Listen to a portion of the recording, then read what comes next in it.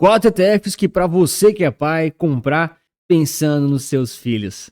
Lembrando aqui que esse vídeo não é uma recomendação de investimentos e se você é mãe, também funciona comprar para os filhos a ideia desses ETFs, tá? Então, vou explicar o que é cada um deles, mas eu estou considerando aqui que você é pai de um bebê, uma criança muito jovem, não é pai de alguém de 17 anos, que está quase fazendo 18, porque aqui a ideia é realmente pensar em médio e longo prazo, tá bom?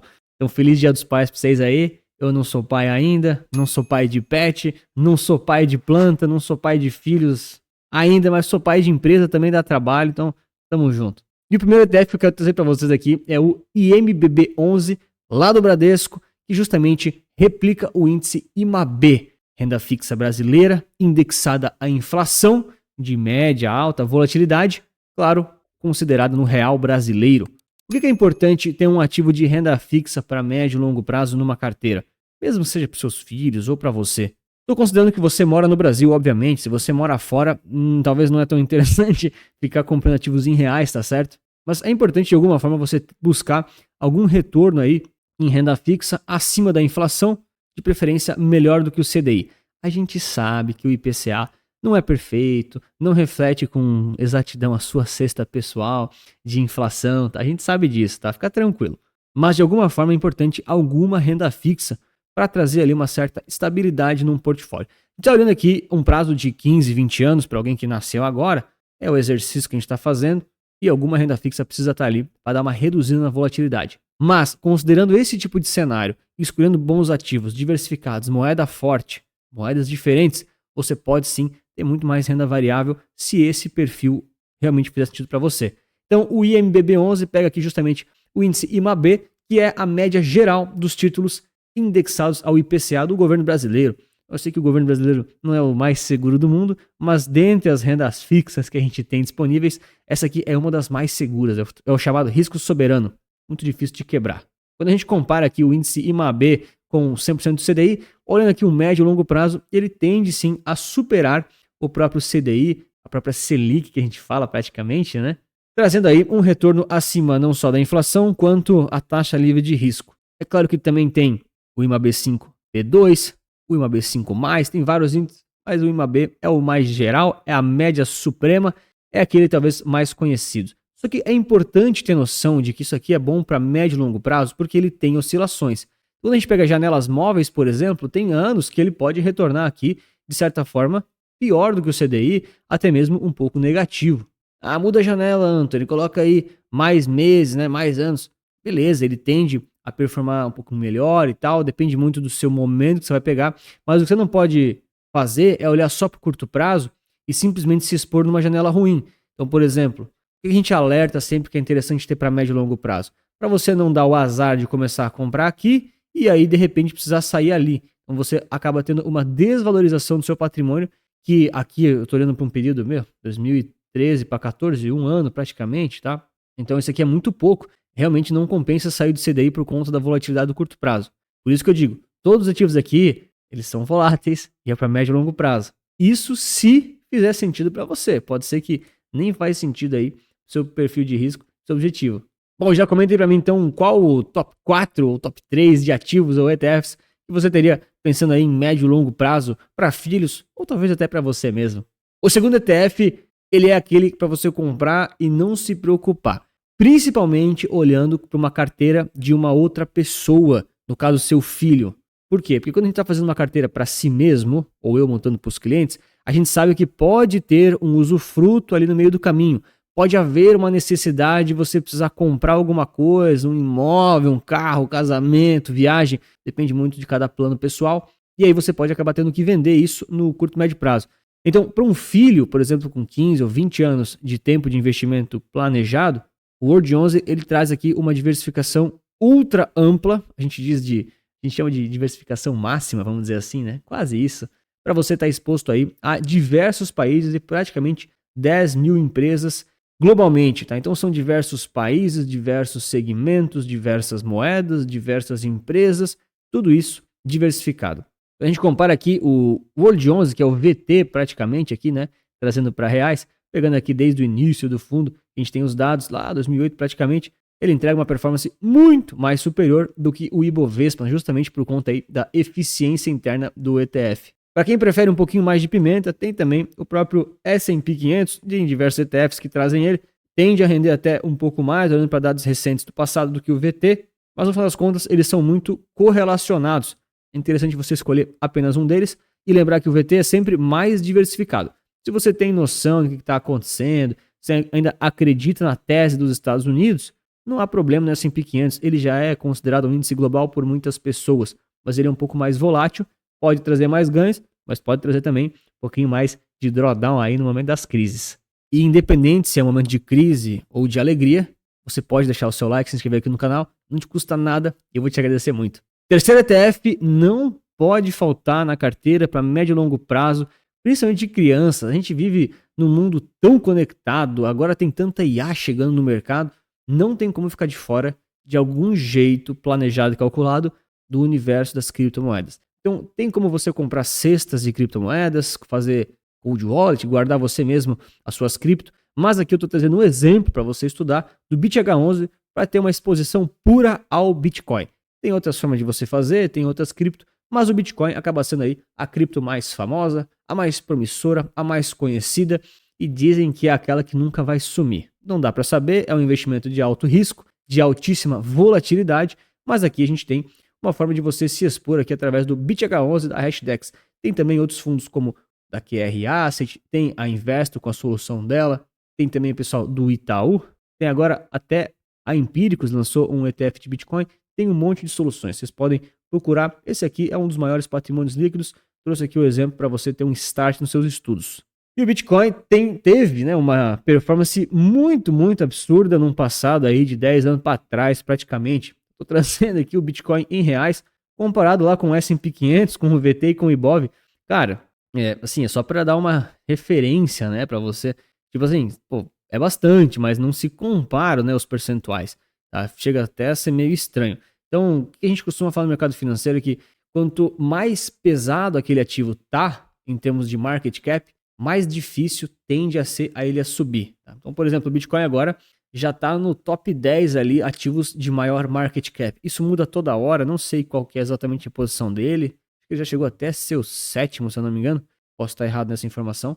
Mas o ponto todo é, quanto mais dinheiro o Bitcoin vale, market cap, valor de mercado, trilhões de dólares, mais difícil é ele dobrar de valor. Essa é a frase que resume a ideia. Então, você não deve sair comprando Bitcoin agora na expectativa que ele vai subir simplesmente 3 milhões percentuais de novo assim no mesmo período. Não faça isso. O passado não quer dizer que vai repetir o futuro, mas ele pode ser uma solução interessante com alto risco para você ficar de certa forma protegido contra a inflação. Por quê? Vocês notaram que todos os ativos que eu estou falando aqui, eles têm oscilação considerável, até mesmo o IMAB, ele já é volátil. As ações, elas também são voláteis, no VT, o S&P 500, e o Bitcoin é super volátil. Por quê? Para você investir para médio e longo prazo, 15, 20 anos ali, bastante tempo, e você não precisa resgatar num pior momento possível. E por que é importante você olhar para ativos que, de certa forma, são deflacionários, que é o caso do Bitcoin, ou então que tendem a se corrigir pela inflação das moedas? Porque senão o tempo passa e você não tem retorno real. Você coloca dinheiro, mas a inflação corrói e fica naquele lenga-lenga que ninguém aguenta mais. Então é importante você olhar principalmente para longo prazo. Para curto prazo faz parte o CDI, faz parte estabilidade. Gente, não tem essa de vou comprar Bitcoin para mês que vem tirar porque meu patrimônio está ali. Não, isso aí é muita paixão, né? Vamos ser realistas aqui, é o seu patrimônio, cara. Isso é muito sério.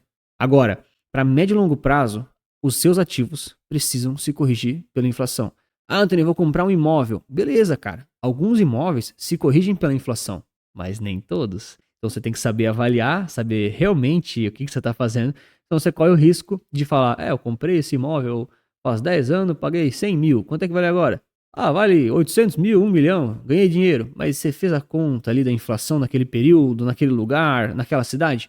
Não é só fechar os olhos e pronto. Então, esses ativos eles tendem a ter um retorno acima da inflação, o IMAB principalmente, e esses outros que eu estou citando, eles têm uma exposição indireta ali ao dólar. O dólar é muito ligado à inflação brasileira. Ou seja, comprando o S&P 500, comprando o VT, comprando vários índices globais, estou dando exemplos aqui, né? Vocês sabem que isso aqui não é uma recomendação de investimentos, mas você está exposto ao dólar, então isso só por si só isso já ajuda a estar exposto aí à diversificação contra a inflação.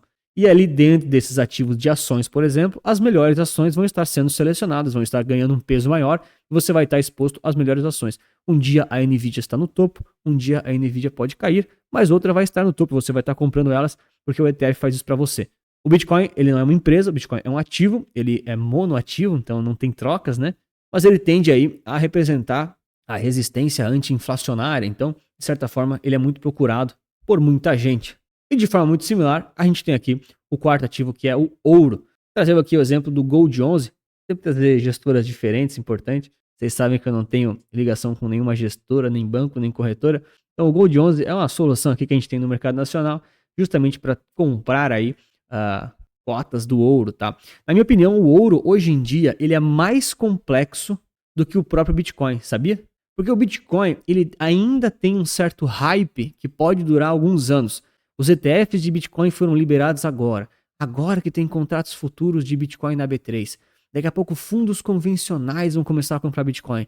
Daqui a pouco empresas vão lastrear dívida em Bitcoin. Governos com reservas de Bitcoin. Aposentadoria, né, o 401k lá dos Estados Unidos, com o retirement plan, né, plano de aposentadoria com o Bitcoin. Já o ouro não. O ouro é um negócio que está estabelecido, é um negócio que já existe há bastante tempo, é um negócio que dificilmente vai perder valor.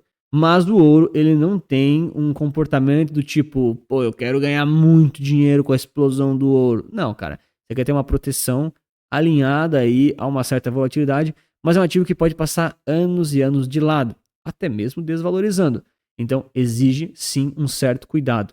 Quando a gente olha aqui os resultados que o ouro teve, pegando aqui de novo, né, os últimos 10, 15 anos, mais ou menos, ele teve aqui um desempenho pior do que o S&P 500, pior do que o próprio VT, que são aquela média global das ações, mas ele assim teve um retorno bem interessante. Se a gente for colocar aqui, por exemplo, o IBOV, né, só para ter uma referência, nem se compara com o resultado desses ativos. Tá? Então aqui são ações americanas, ações globais, o ouro é ouro, não é ação, né, é um metal, enfim, reserva de valor. E o IBOV são as ações brasileiras em reais, né? A culpa é do real aqui, a culpa das empresas, ambiente, uma conjuntura de coisas, né? Agora, o que você não pode fazer é fechar os olhos e ficar aí 15, 20, 30 anos investindo só no Brasil e esquecer do mundo que existe lá fora.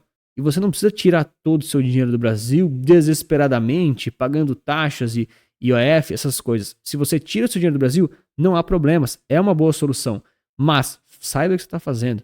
Tem detalhes, alguns impostos, você tem que saber fazer algumas questões de transição, no caso da sua idade, se alguém vier a falecer. Então, tem detalhes, faça isso de forma calculada e planejada. Né? Se não sabe fazer e quer começar com os ativos que são da B3, aqui do Brasil, que são um pouco mais fáceis de você declarar no imposto de renda e vai ter a mesma exposição cambial, a mesma valorização dos ativos, vai pagar um pouquinho mais de uma taxinha de administração ou outra, mas não vai ter custos de impostos a depender do caso. Em termos financeiros, dá quase a mesma coisa. Na boa, em 10 anos dá quase a mesma coisa. E se você quer saber mais sobre como fazer isso através da B3, tem aqui o Capital Certo, é o nosso treinamento super direto ao ponto, 8 horas aqui, objetivos para você aprender tudo sobre o mundo dos ETFs, principalmente aqueles da B3. Né? Se você quer comprar lá fora, também dá certo. A gente foca um pouco nos ETFs do Brasil, mas você vai saber analisar qualquer ETF de renda fixa, renda variável, como encontrar eles, como analisar eles na prática, entendeu? Mapas mentais que eu montei aqui do todo o treinamento, o meu processo de análise, o que tem que olhar, o que tem que cuidar, o que você tem que observar, alguns bônus de gestão de carteira, outras questões comportamentais e até um treinamento para aprender a mexer aqui no TradingView de forma prática. Tudo isso, claro, o TradingView é grátis e você não precisa pagar nenhuma ferramenta lá dentro. O treinamento é super acessível, super direto ao ponto. Eu tenho certeza que você vai adorar, então clica no primeiro link da descrição ou no comentário fixado para saber mais. E por último, eu vou deixar ainda o bônus, né? Era um top 4, mas eu vou trazer aqui o quinto ativo, que é um bônus, que é o GBTC11. É uma solução bem diferenciada, tem uma análise bem longa dela no canal, inclusive, que a Bonavista trouxe para o mercado brasileiro, junto com a Hashdex, justamente para trazer o melhor desses dois mundos, segundo eles, que é o Bitcoin e o ouro, através de um ativo que junta os dois. Esse ativo aqui, claro, esse aqui você tem que ver a explicação completa no meu vídeo de análise, só dá uma pesquisadinha, você vai encontrar. Mas basicamente aqui é um ETF que compra tanto ouro quanto Bitcoin. E ele vai comprar de acordo com a volatilidade de cada um. De forma que o ativo mais volátil, geralmente o Bitcoin é mais volátil, ele vai ter um peso menor. O ativo menos volátil, que geralmente é o ouro, ele vai ter um peso maior. Às vezes é 70-30. 70% ouro, 30% Bitcoin. Mas de acordo com as mudanças do mercado, esses percentuais vão mudando. Qual que é a vantagem, vamos dizer assim, da metodologia para quem está investindo para médio, longo, assim, para longo prazo, né? 15 anos, 20 anos para um filho, que é a proposta desse vídeo, é bastante, tá? Então, você não vai pagar os giros do imposto de renda de cada troca da carteira. Por quê? A pessoa física, ela paga para fazer o giro ali da carteira, ela paga um pouquinho de imposto de renda. Então, por exemplo, se você tem, vamos arredondar aqui os valores, tá? Só um exemplo bem hipotético. Você tem 70% da sua carteira em ouro e 30% em Bitcoin. Você só tem esses dois ativos. E agora, por algum motivo, depois de 3 meses, você decidiu fazer 50-50. Você vai vender 20% de ouro e vai comprar 20% em Bitcoin. Aí vai ficar 50-50. Mas daí, desses ativos, aquilo que estava no lucro, você vai ter que pagar imposto para recomprar naquela outra ponta. Isso porque você é pessoa física, eu também, né? Somos pessoas, assim por diante. Mas quando um ETF faz isso, ele faz isso isento de imposto de renda. Não só os da Buena Vista, todos os ETFs do Brasil e também do exterior. Então, o giro interno das carteiras dos ETFs, que o ETF mesmo faz, seguindo a própria metodologia, e claro, tem metodologias boas e tem metodologias que não são tão boas, você tem que saber avaliar, aí é isento de imposto de renda. Por isso que o ETF é tão bom assim de você comprar. Porque se você compra principalmente de ações, esses ETFs que tem muitas empresas dentro, cara, se você compra aquilo lá, com o passar do tempo, as ações vão mudando. E você não paga imposto na troca que o ETF vai fazendo.